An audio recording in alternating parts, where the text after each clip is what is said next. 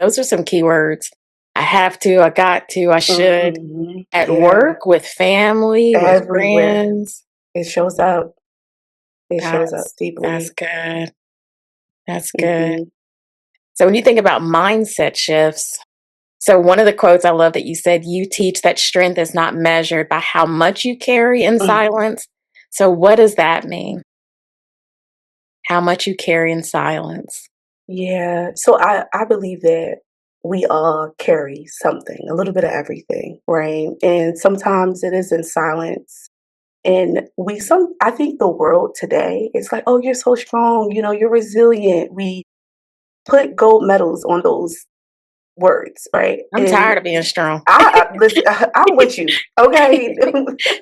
I'm okay with not being strong today, and maybe tomorrow I get a little bit, I get better, right? So I think moving from understanding that you don't have to, it's so much power in not being silent, right? So when we are struggling or we are dealing with things that are heavy, that you don't have to do that alone.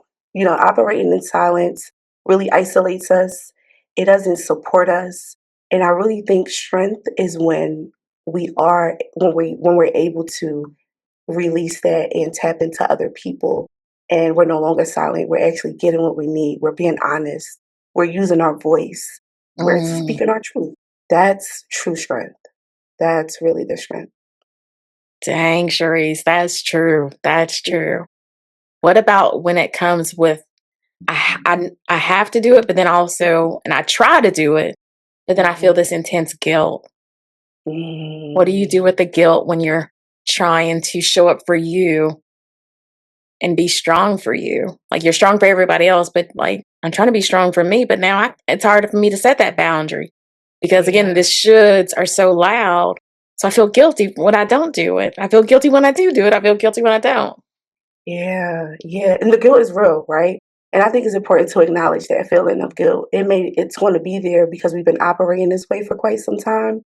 But the fact that we're even asking that question for ourselves, that says a lot. That's information Mm. there. And then when we start to shift, right, from always doing and managing and just doing all these things for other people,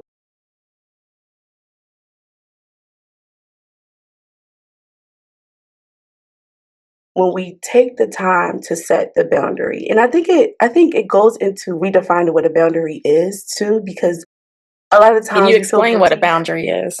Yes. So we feel guilty with a boundary because it's like, oh, I'm just saying no. It's a hard no, or maybe I'm being mean or I'm being harsh. This is my role. I'm supposed to do these things. But a boundary is just a guideline, right? Like it is a limit that's set to protect your energy, your values, and your well being. And I think when you look at it in that way, like it's healthy, right? Not boundary, the word boundary can sound hard.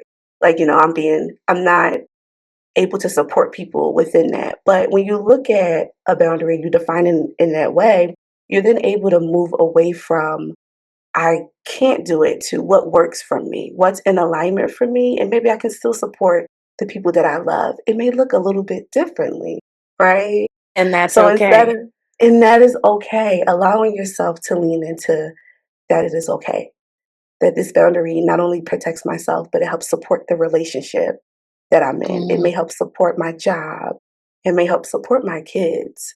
And then that's when you're giving yourself permission to not continue to just do and actually exist in your life. And that's really how helpful boundaries can be.